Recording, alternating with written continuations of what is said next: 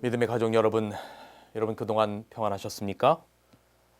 오늘은 다니엘서 4장의 말씀을 지극히 높으신 자가 인간 나라를 다스리신다라고 하는 제목으로 말씀을 증거합니다.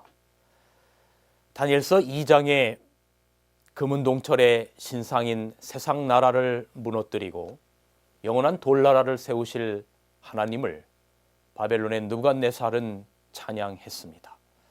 다시 한번 다니엘 2장의 마지막 절을 보겠습니다. 왕이 대답하여 다니엘에게 이르되 너희 하나님은 참으로 모든 신의 신이요 모든 왕의 주제시로다. 내가 능히 이 은밀한 것을 나타내었으니 내 하나님은 또 은밀한 것을 나타내시는 자시로다. 이 부분에 관해서 선지자 왕은 느부갓네살이 대단히 깊은 감명을 받았다라고 표현합니다. 여기 말씀 보시겠습니다. 느부갓네살의 마음은 이 계시에 의하여 그리고 바벨론 제국이 비록 만국을 다스리는 나라이기는 하나 마침내는 망하게 되고 그 뒤를 이을 다른 나라들도 사라져버리게 되어 최후에는 세상의 모든 권세들이 하늘의 하나님께서 세우실 나라로 대치될 것이며 그 나라는 결코 망하지 아니하리라고 하는 생각으로 깊은 감화를 받았다. 느부갓네살이 받았던 이 비슷한 감동이 1743년 한 연주장에서 있었습니다. 1743년 3월 23일 코벤트 가든 왕립 오페라 극장에서 있었던 핸델의 메시아 연주에 참석한 국왕 조지 2세가 할렐루야가 연주되자 감격한 나머지 자리에서 벌떡 일어났습니다. 왕이 일어나자 청중들 모두가 따라서 일어나서 그 할렐루야 연주를 들었고 이후에 메시아 공연에서 할렐루야 합창이 나오면 청중들이 모두 자리에서 일어서는 것이 전통으로 자리 잡았음을 우리는 알고 있습니다. 그 할렐루야를 지금도 들을 때마다 큰 감동이 있는데 가사들은 대단히 단순한 가사들이 반복적으로 이루어지고 있는데 이런 가사들 아닙니까? 할렐루야 할렐루야 전능의 주가 다스리신다. 이 세상 나라를 영원히 주 그리스도의 나라가 되고 또 주가 길이 다스리시는 또 주가 길이 다스리신다. 왕의 왕 영원히 할렐루야 할렐루야. 영국의 국왕 조지 2세의 감동과 같은 이러한 감동이 다니엘 2장에 느부갓네살에게 있었던 것입니다. 세상 모든 나라가 금은동철의 나라가 결국은 다 무너지고 하나님께서 세우실 그 나라가 있게 됨을 다니엘을 통해서 듣게 되었을 때에 이 조지 2세 국왕처럼 벌떡 일어설 만큼 그러한 감동이 그의 마음 가운데 있었던 겁니다. 그러나 느부갓네살은 하나님을 곧 잊어버립니다. 그리고 지난 시간에 살펴보았던 것처럼 자기 나라가 금머리에서만 끝남을 허용할 수 없어서 다니엘 3장에서 금신상을 두라평지에 세우고 국가적 법령을 세우고 절하도록 강요합니다. 그러나 이에 다니엘 세 친구는 금신상에게 절하지 아니하고 타협하지 않는 신앙으로 7배나 뜨거운 풀무에 던져졌지만 예수님께서 그 풀무 안에 함께 계셨고 머리털옥도 상하지 아니합니다. 그리고 느부갓네살은 다니엘 3장의 마지막 절에 다니엘 2장의 마지막 절에 하나님을 찬양하고 끝냈던 것처럼 다니엘 3장에서도 마지막에 하나님을 찬양하고 3장이 맞춰집니다. 다니엘 3장 28절 느부갓네살이 말하여 가로되 사드락과 메삭과 아벳느고의 하나님을 찬송할지로다. 그가 그 사자를 보내서 자기를 의뢰하고 그 몸을 버려서 왕의 명을 거역하고 그 하나님 밖에는 다른 신을 섬기지 아니하며 그에게 절하지 아니한 종들을 구원하셨도다 라고 감격스럽게 간증했던 것입니다.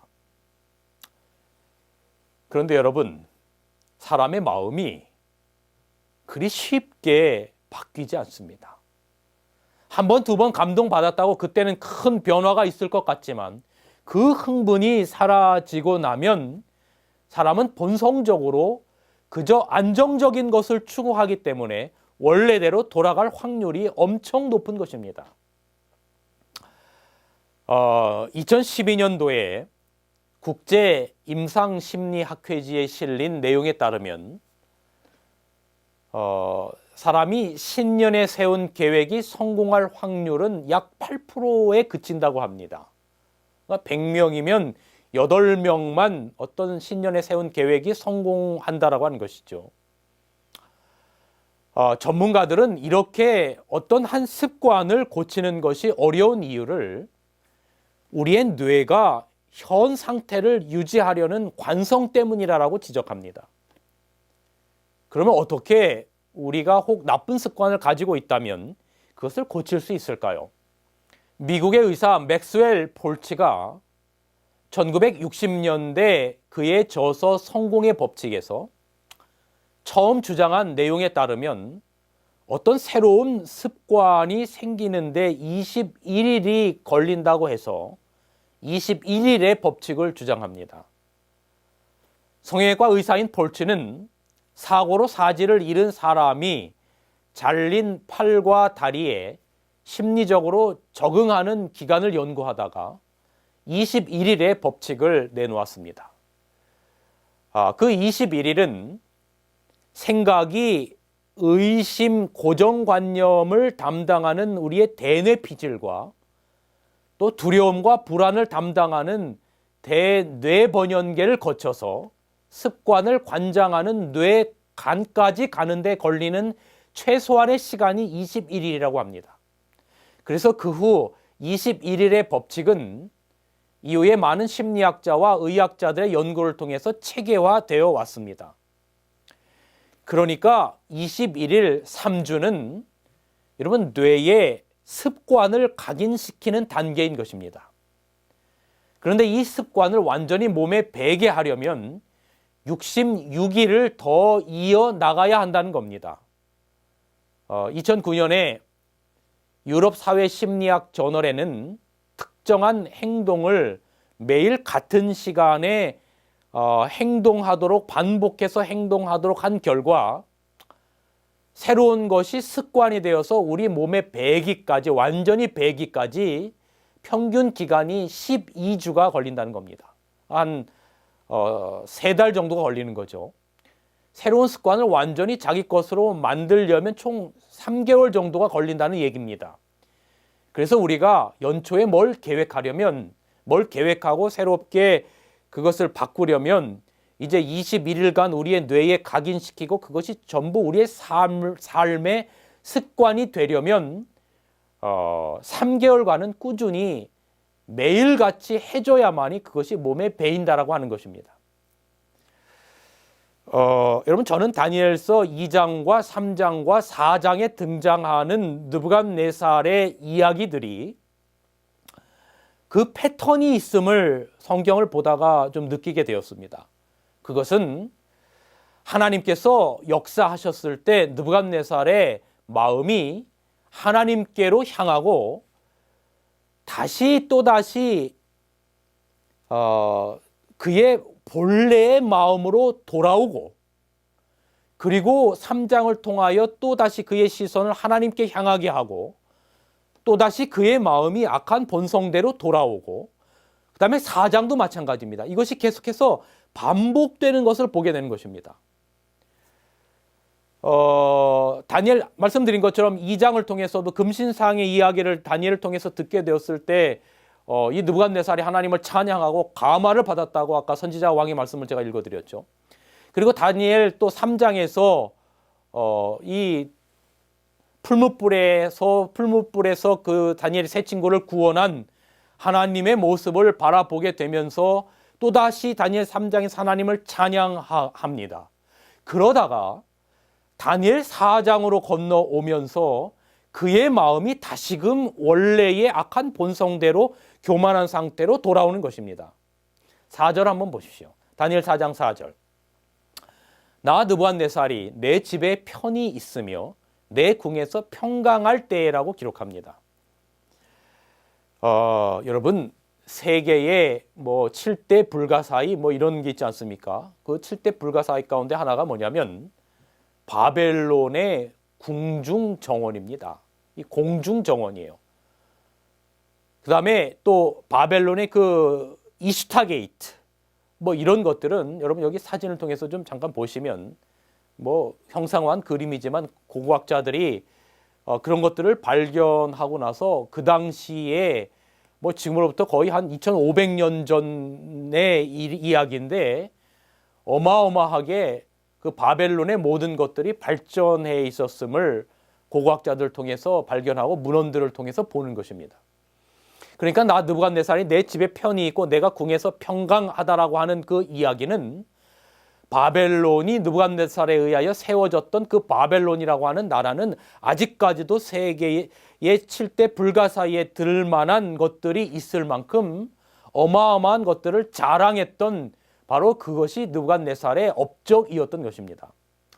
그래서 여기 선지자 왕은 이렇게 이야기를 기록하고 있습니다. 여기 보십시오. 선지자 515페이지. 그처럼 야심 많고 교만하고 성공한 군주가, 다시 말하면 느부갓네살 왕을 말하는 겁니다. 참된 위대함으로 인도하는 겸손의 길에서 돌아서고 싶은 유혹을 받게 되는 것은 그리 놀라운 일이 아니다 그랬어요. 그러니까 다시 말하면 2장에서 하나님을 찬양하고 다시 교만한 마음으로 돌아오고 3장에서 하나님을 찬양하고 다시 교만한 마음으로 돌아오고 하는 이런 반복되는 것은 그리 놀라울 일도 아니다라고 하는 겁니다. 왜냐하면 그만큼 성공했고 또 위대했던 그 당시에 최고의 군주였기 때문에 그런 것입니다. 이때 하나님께서 느부갓네살이 집요하게 악한 본성으로 돌아가려고 하는 마음이 있었던 것과 반대로 하나님께서는 집요하게 느부갓네살을 포기하지 않고 또 다른 방법을 통하여 느부갓네살을 하나님의 백성으로 삼으려고 하는 그 의지를 2장과 3장과 4장을 통해서 계속해서 보게 되는 것입니다. 하나님께서 느부갓네살에게, 다시 교만해진 느부갓네살에게 또 다른 꿈을 보내십니다. 그 꿈이 오늘 다니엘서 4장의 배경의 이야기입니다. 그 꿈은 오늘 4장 10절부터 17절까지 기록되어 있습니다. 이런 내용입니다. 넓은 들판에 한 큰 나무가 서 있습니다. 그 나무가 자라서 견고하여지고 그 키가 하늘에 닿았다라고 표현합니다.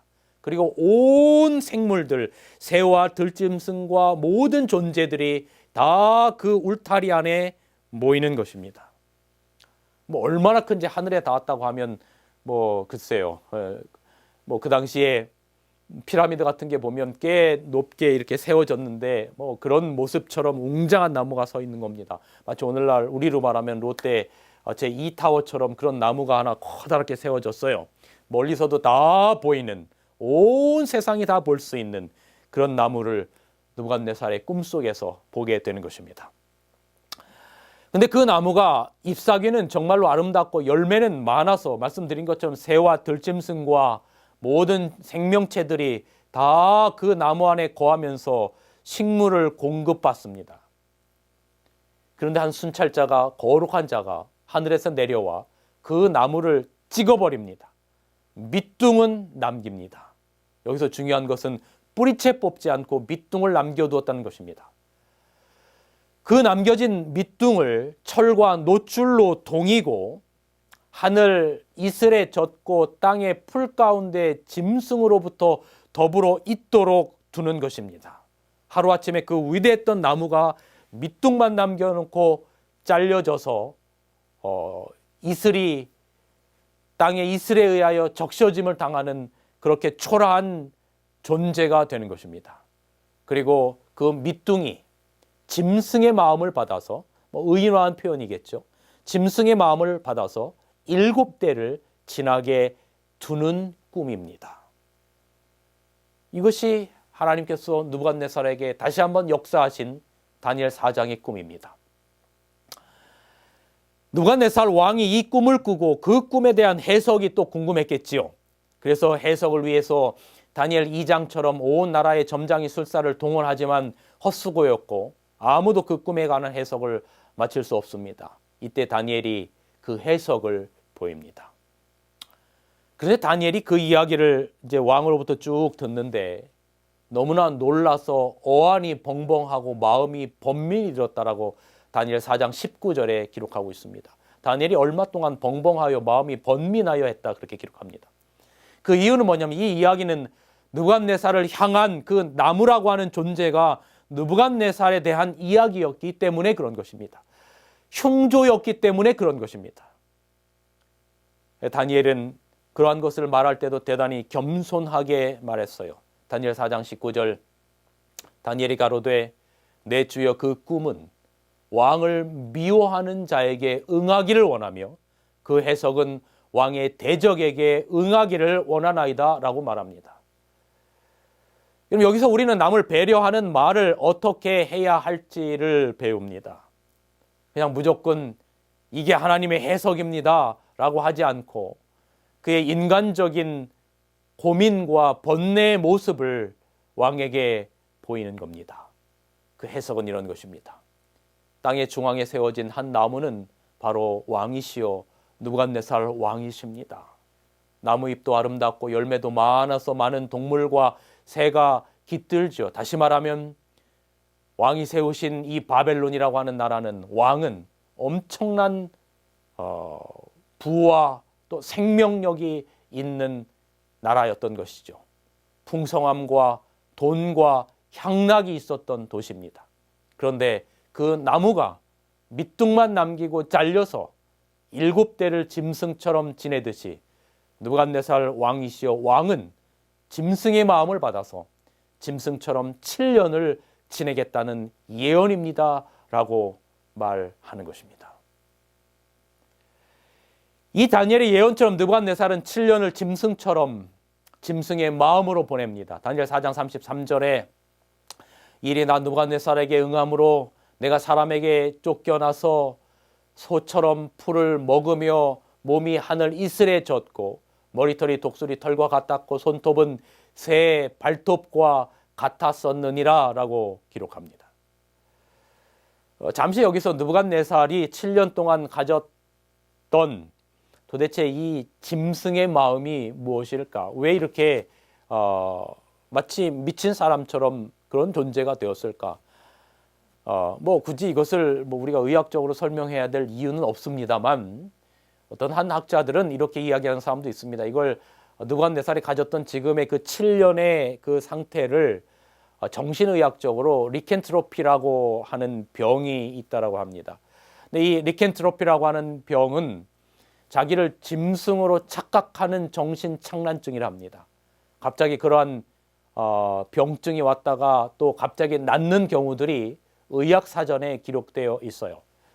근데 이 병에 걸리면 자기의 외모에 전혀 관심이 없어지고 어떤 사람의 이성을 상실하는 것입니다.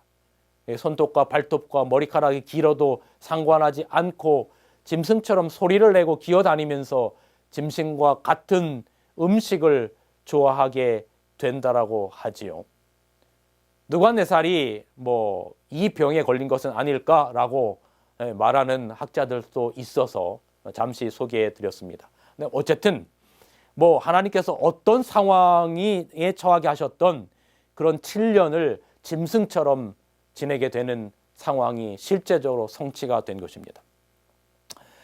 이 부분을 선지자 왕은 이렇게 묘사합니다. 여기 하나님께서 왕에게 주셨던 이성은, 그러니까 하나님께서 사람에게 이성이라고 하는 걸 주셔서 오늘 우리가 이렇게 그래도 미친 사람처럼 하고 다니지 않는 것이지, 그 이성이 상실되면 느부갓네살이 7년 겪었던 그런 일들이 우리 가운데서도 있는 것입니다.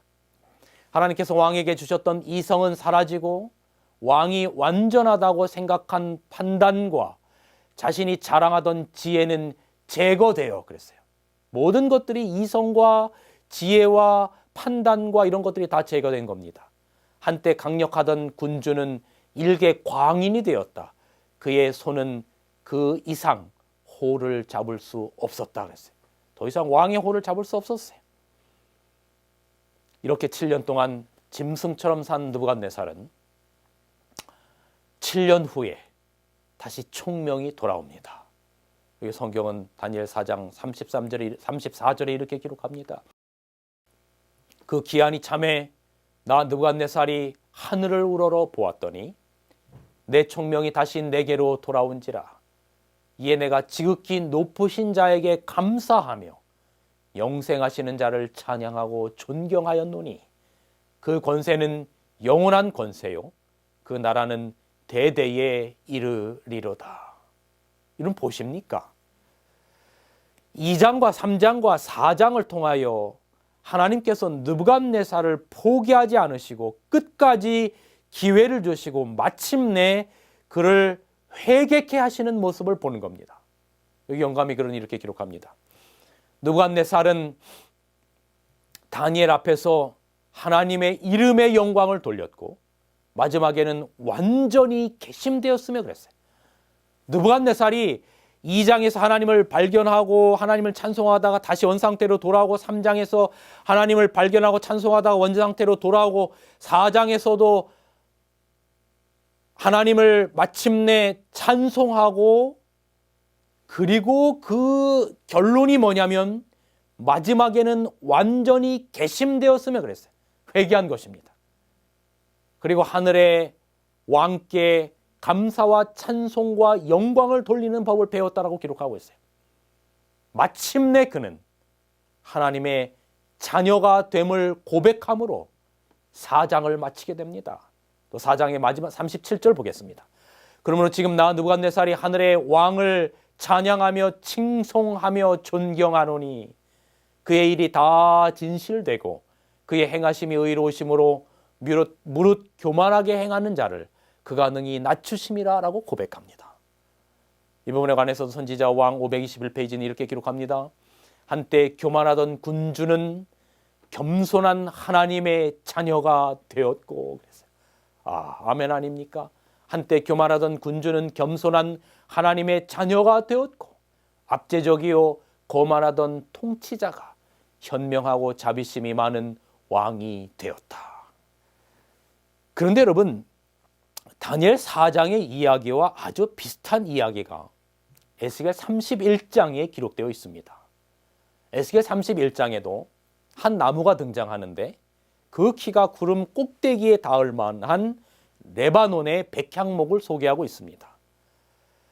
그 레바논의 백향목은 에스겔 31장의 레바논의 백향목은 아수르를 빗대어 표현한 것입니다. 자, 에스겔 31장 3절을 보겠습니다.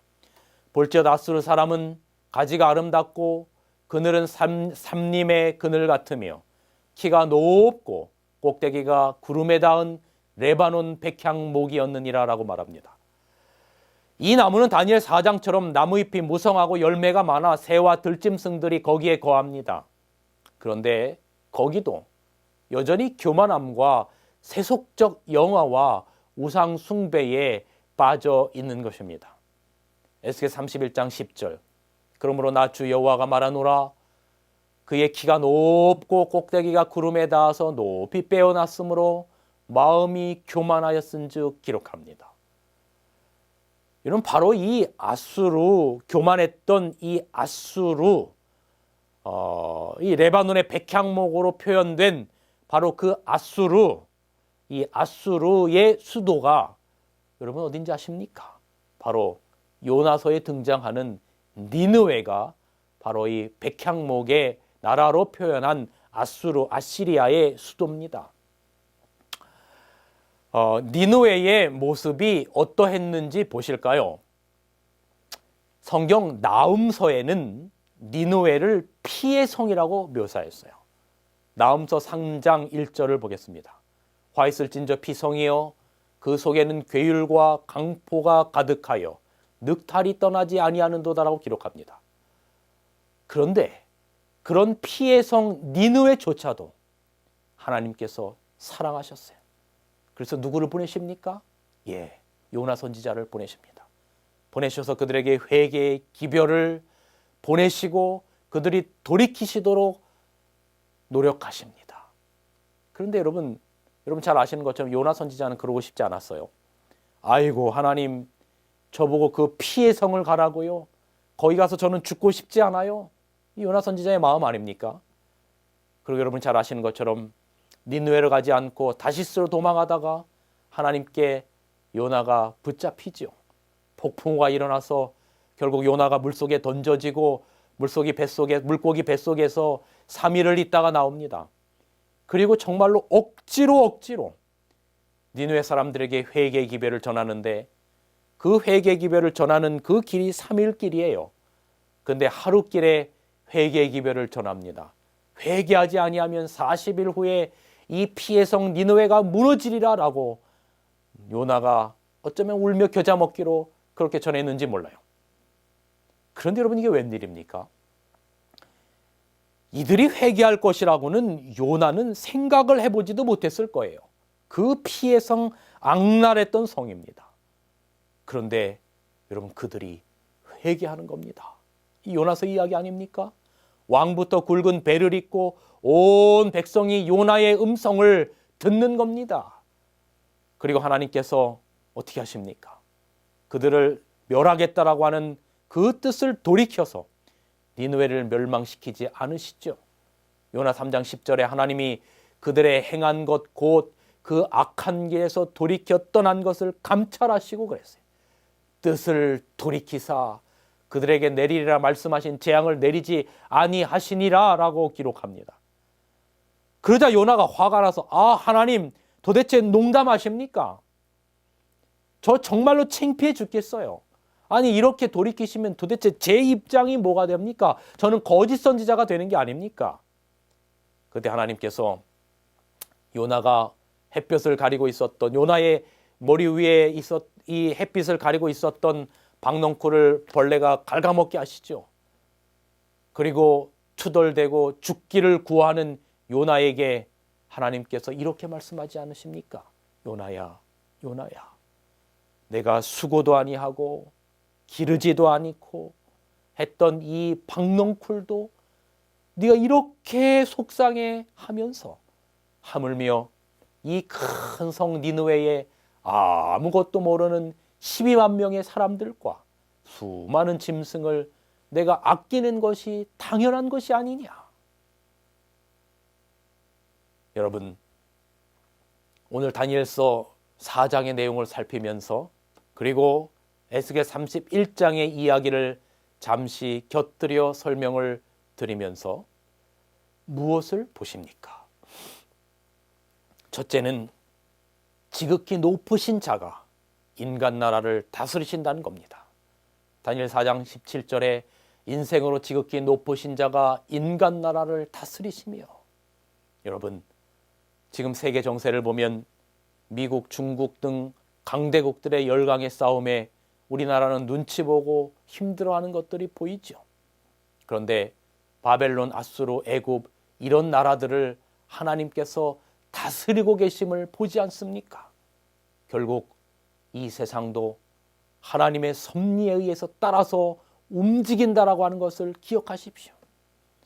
제가 전에 그런 말씀을 드렸었는데, 산 위에서 흘러내리는 물이 모여서 강이 되고 결국 바다로 흘러갑니다. 그런데 그 사이에 그 물이 흘러가면서 돌뿌리에 부딪히기도 하고 또 나무 뿌리에 부딪히기도 하고 절벽에서 폭포가 되어서 떨어지기도 하듯이 우리 인생도 때로는 돌과 나무 뿌리와 때로는 절벽에서 떨어지는 경험도 합니다. 요즘처럼 코로나로 고생도 하고요. 그런데 그 물은 그래도 마침내 바다로 흐르듯이 세상 역사는 예수님의 재림이라고 하는 사건으로 흘러갑니다. 그러니 우리 삶에 그분을 우리의 왕으로 모시고 그분께서 이 세상 나라를 다스리신다라고 하는 그 놀라운 그 의미를 우리 마음 가운데 새기고 그분을 우리의 왕으로 모시고 그분을 우리의 친구로 모시고 살아가는 백성들인 여러분과 저는 얼마나 축복된 백성들입니까? 그러므로 우리가 세상 나라를 다스리시는 그 주님을 의지하면서 용기를 내시고 힘을 가지고 살아야 될 이유가 충분한 것이죠. 그리고 오늘 다니엘서의 4장의 이야기와 에스겔 31장의 이야기를 통해서 우리가 마음 가운데 드는 두 번째 결심은, 두 번째 생각은 어떻게 해서라도 구원하시려고 하는 하나님의 마음을 보게 되는 것입니다. 여러분, 느부갓네살에게 3판뿐만 아니라 은혜의 기간을 주신 걸 아십니까? 그가 다시 하나님을 찬양했다가 다시 원래로 돌아오고, 찬양했다 돌아오고, 찬양했다 돌아오고 하는 이런 과정 가운데 인내로서 기다리셨던 그 하나님께서, 그리고 마침내 그를 하나님의 자녀로 삼도록 허락하셨던 하나님께서 그에게 은혜의 기간을 주셨어요. 여러분, 여기 다니엘 4장 28절에서 29절에 보면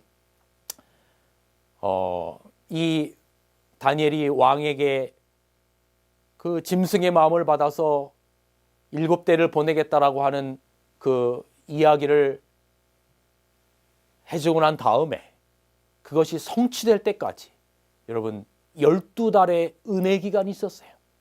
다니엘 4장 28절 29절, 이 모든 일이 다 나 느부갓네살 왕에게 임하였느니라 그랬어요. 그러니까 다니엘 4장의 해석이 단 하나의 열애도 없이 전부 다 느부갓네살 왕에게 임하였느니라 그렇게 기록합니다. 12달이 지난 후에 내가 바벨론 궁 지붕에 거닐세 그랬어요. 그러니 여러분 12달 1년 동안 다시금 그가 2장에서 만난 하나님, 3장에서 만난 하나님께 돌이키고 회개할 기회가 있었던 거죠. 만약에 그가 돌이켰다면 어쩌면 니느웨를 멸하시겠다라고 하는 것을 돌이키셨던 하나님께서 느부갓네살 왕이 7년 동안 짐승의 마음을 받는 그런 것도 어쩌면 당하지 않도록 하셨을 수도 있었던 겁니다. 여러분, 2장, 3장을 쭉 거치면서 하나님께서 느부갓네살 왕에게 그의 마음 가운데 계속 녹화하셨어요. 뭐라고 녹화하셨어요? 다니엘 4장 27절, 왕이여 나의 가난한 것을 받으시고 공의를 행함으로 죄를 속하고 가난한 자를 긍휼히 여김으로 죄악을 속하소서. 그리하면 왕의 평안함이 혹시 장구하시리이다 하였느니라 그랬어요. 그러나 왕은 그 기간을 그저 일상의 교만함으로 채웠던 거죠. 은혜의 기간을 말이죠. 느부갓네살도 그렇고 아수르도 그렇고 요나도 그렇고 우리는 전부 하나님의 어쩌면 손바닥 안에 있는 존재들이, 우리가 아무리 도망치려 해도 그분의 강권하시는 사랑에서 빠져나갈 수 없어요.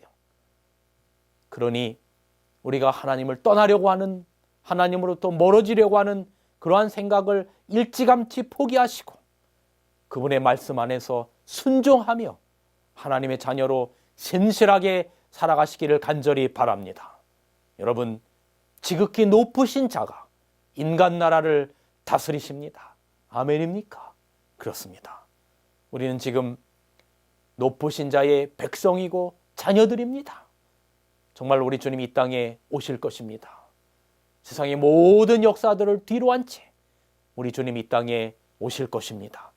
지극히 높으신 자가 인간 나라를 마침내 다스리실 것입니다. 그분이 통치하시는 나라의 백성이 여러분과 제가 될 것입니다. 그러니 매일의 삶 속에서 기쁨과 감격으로 느부갓네살이 감격했듯이 그렇게 살아가시고 하나님의 자녀답게 살아가십시다. 말씀을 줄이면서 이 영감의 글의 말씀을 다시 한번 읽어드리고 말씀을 마치겠습니다. 느부갓네살의 마음은 이 계시에 의하여 그리고 바벨론 제국이 비록 만국을 다스리는 나라이기는 하나 마침내는 망하게 되고 그 뒤를 이을 다른 나라들도 사라져버리게 되어 최후에는 세상의 모든 권세들이 하늘의 하나님께서 세우실 나라로 대치될 것이며 그 나라는 결코 망하지 아니하리라는 생각으로 깊은 감화를 받았다.